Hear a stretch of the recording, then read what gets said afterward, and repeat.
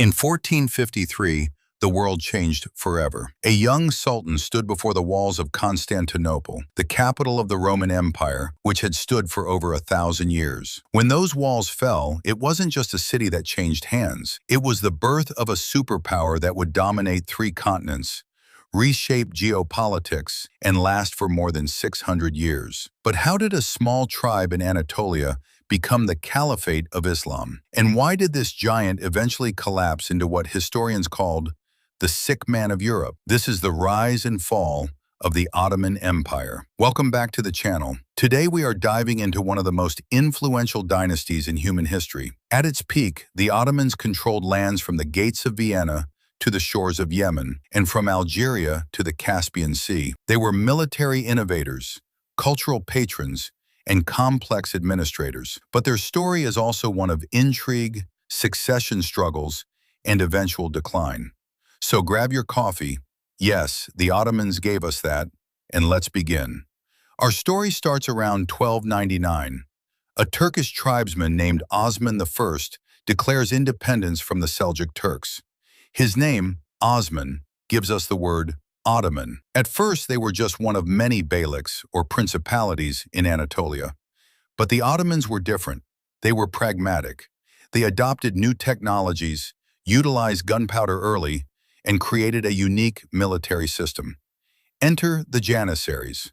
Through the Devshirme system, Christian boys from the Balkans were recruited, converted to Islam, and trained as elite soldiers loyal only to the Sultan. They became the first standing professional army in Europe since the Romans. For over a century, they choked the Byzantine Empire. Then came Mehmed II, known as the Conqueror. In 1453, at just 21 years old, he did the impossible. He breached the walls of Constantinople. This wasn't just a victory, it was a statement. The Roman Empire was dead. Long live the Ottoman Empire. Istanbul became the new capital, bridging east and west. Following the conquest, the empire entered its golden age. But the true peak came under Sultan Suleiman I, known in the West as the Magnificent. Ruling from 1520 to 1566, Suleiman doubled the territory of the empire. His navy controlled the Mediterranean, challenging Spain and Venice. His armies threatened the gates of Vienna. But Suleiman wasn't just a warrior. He was a lawgiver. He codified Ottoman law, creating a system of justice that lasted centuries. He was also a patron of the arts. Architect Sinan built mosques that still define the Istanbul skyline today. Economically, the Ottomans controlled the Silk Road. If you wanted spices from India or silk from China, you paid Ottoman taxes. This wealth fueled a cosmopolitan society. In Istanbul, Muslims, Christians, and Jews lived under the millet system, allowing religious minorities to govern their own laws. However, power breeds enemies. In 1571, the Ottoman navy suffered a massive defeat at Lepanto against a Holy League. It was a shock, but not a fatal blow. The real trouble was brewing internally. By the 17th century, the expansion stopped. Why? Several reasons. Power struggles within the palace, a Janissary core that resisted reform, and rising nationalism in the provinces. In 1683, the Ottomans tried to take Vienna one last time.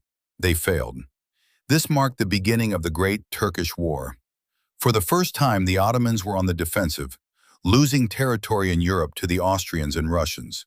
By the 19th century, the empire was dubbed the sick man of Europe. Nationalism was rising. Greeks, Serbs, Bulgarians, and Arabs began seeking independence.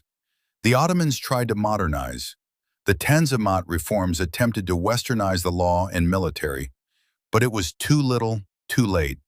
The empire was deeply in debt to European banks. Then came World War I. The Ottomans joined the Central Powers alongside Germany. It was a fatal gamble. During the war, the government committed the Armenian Genocide, a tragic and dark chapter that resulted in the deaths of 1.5 million Armenians. When the war ended in 1918, the empire was partitioned by Britain and France. But from the ashes, a war of independence led by Mustafa Kemal Ataturk would rise. In 1922, the Sultanate was abolished. In 1923, the Republic of Turkey was born. The Ottoman Empire was gone. but its legacy remains everywhere, from the coffee you drink in the morning to the food on your plate, from the architecture of the Balkans to the legal systems of the Middle East. The Ottomans shaped the modern world more than we realize. They were not perfect. They were an empire built on conquest and complex power structures. But they were also a bridge between civilizations, preserving knowledge and facilitating trade when Europe was fragmented. What do you think was the turning point for the Ottomans? Was it the failure at Vienna or something internal? Let me know in the comments below. If you enjoyed this deep dive, hit that like button and subscribe for more history documentaries. Next week, we're covering the Persian Empire. You won't want to miss it. Thanks for watching, and I'll see you in the next one.